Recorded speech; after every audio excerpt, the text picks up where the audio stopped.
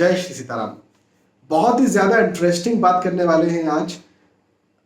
29 मार्च को शनि देवता का राशि परिवर्तन हो रहा है, वो तो बात हम करेंगे ही करेंगे, लेकिन उससे हम मुख्यतः जोड़ रहे हैं नरेंद्र मोदी को। हाँ जी, the great prime minister Narendra Modi जी।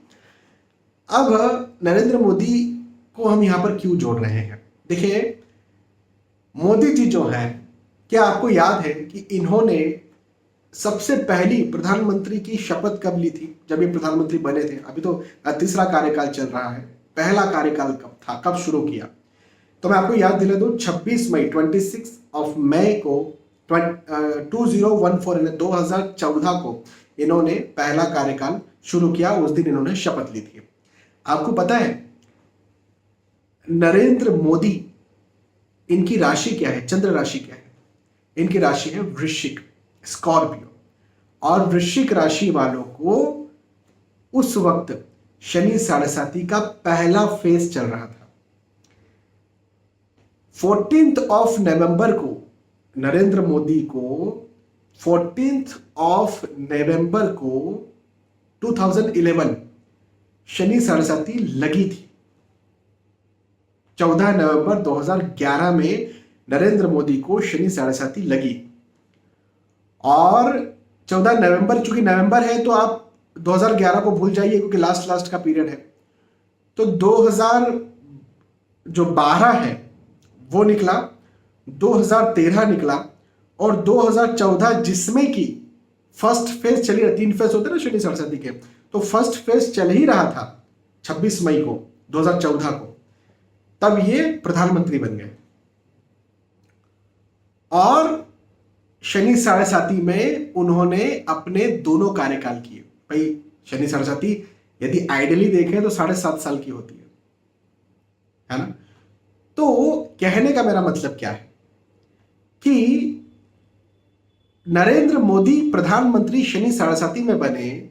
यदि शनि साढ़े साती डाउन करने वाली होती, यदि शनि साढ़े साती सिर्फ इसलिए होती कि ये प्रॉब्लम्स क्रिएट करती है और किसी को आगे नहीं बढ़ने देती है, तो भी नरेंद्र मोदी प्रधानमंत्री कैसे बन गए? और दूसरे कार्यकाल के स्टार्टिंग में, दूसरा कार्यकाल पूरा उन्होंने शनि साढ़े साती में नहीं किया।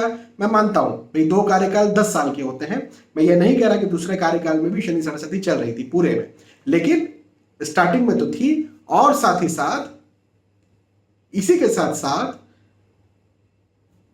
जब फर्स्ट फेज चल रहा था तब तो शनि साढ़े साती लगी ही थी। तो मोटा मोटा 2.5 साल हुए थे,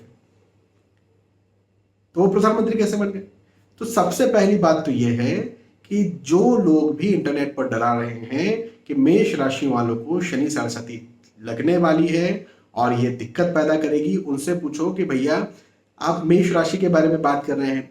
ऐसा मान के चलो कि आज से कुछ साल पहले या 2011 में आप वीडियो बनाते, आप कहते वृश्चिक राशि को शनि साढ़े साती लगने वाली है और इसको ये बहुत दिक्कत पैदा करेगी, और प्रधानमंत्री नरेंद्र मोदी देख रहे होते तो आप पर हंसते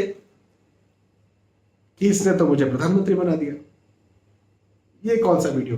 तो भैया, किसी भी ग्रह का गोचर हर किसी के ऊपर एक जैसे प्रभाव नहीं डालता है। इसमें बहुत सारी चीजें होती है।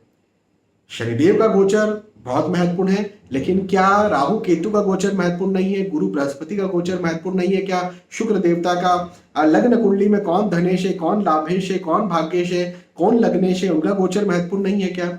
दशाएं जो चल रही है वो महत्वपूर्ण नहीं है क्या? विवाह के पश्चात भाग्योदय, संतान के पश्चात भाग्योदय, ये महत्वपूर्ण नहीं है क्या?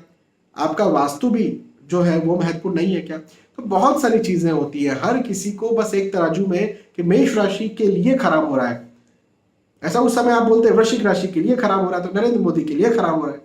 तो ऐसा थोड़ी होता है ना। बस मेरी इस बात को ध्यान रखें कि शनि साढ़े साती जो है वो लग रही है मेष राशि वालों को, बात सही है।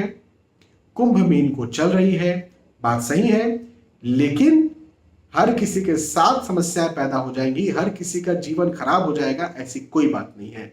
मेरी इस बात को बिल्कुल ध्यान रखिए, अच्छे से समझिए और डरना छोड़ दीजिए, डरना भूल जाइए।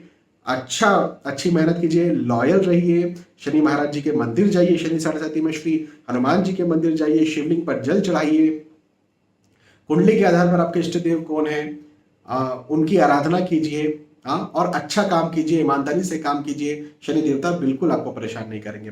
ठीक ठीक है, बहुत बहुत धन्यवाद। फिर मिलते हैं आने वाले वीडियोस में, तब तक के लिए आज के इस पे आप सुविधा चाहता हूँ। जय श्री सीताराम।